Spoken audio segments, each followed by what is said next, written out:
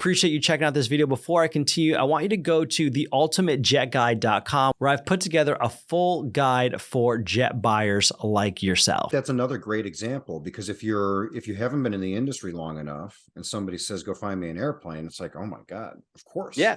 Yeah. What do you mean I need a contract? I trust you, right? Handshake deal. I mean, I can give a couple pieces of advice to both sides. So if you're a broker, one of the things you really want to do is make sure that it's exclusive. Otherwise, you're just spinning your wheels and you're wasting your money. I also think that if you're going to be brokering an airplane and you're new to that market, or you don't have a list of potential buyers, you got to figure out, what that marketing budget's going to really need to look like. And you either have to ask for the retainer, which is a tough thing to ask for, or you front the money, but you have to have that kind of conversation with your customers so that you have the ability to recapture some of it.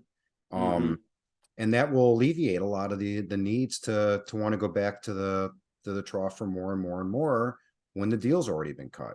But if you're a buyer, the flip side is that the broker is not entitled to any of these afterlife clauses. Like if you buy or sell or lease anything for 90 days after the termination, don't. Oh yeah, I see it every day. Don't agree. Oh, weird. Yeah, if you're a buyer and you're dealing with a broker, hire a broker for a specific period of time, and then it drops dead. That's it. Yeah. And be very specific. Bad contracts are written badly. That's why they're, there's nobody involved.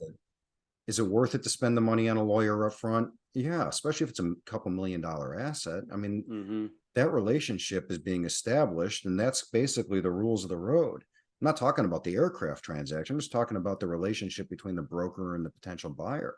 And so more sophisticated buyers require a lot more belt and suspender types of agreements, right? So, and that's why the big corporations don't deal with small brokers. They deal with big shops that have the ability to handle this type of a situation. They have the resources.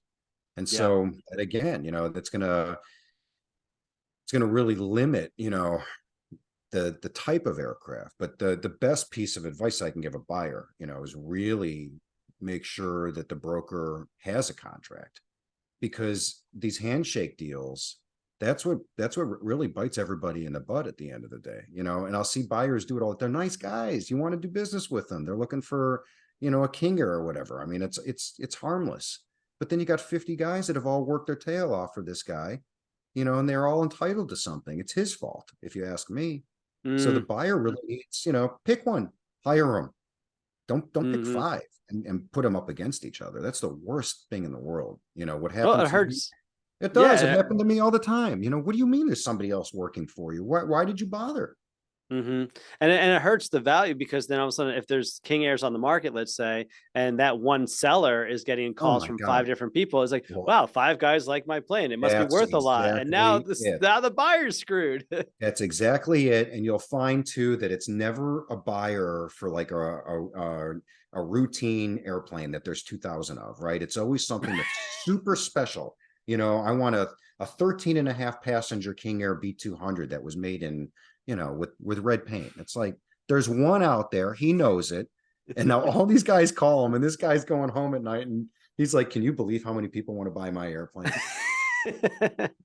I mean, I actually know a guy who raised his price because he thought that there were so many people that wanted to buy his airplane. And it turned out it was exactly this. It was a bunch of brokers all working for the same guy. Nobody knew. Wow. Oh my gosh. I believe it. I believe it. Yep. He's like, this is great. I'm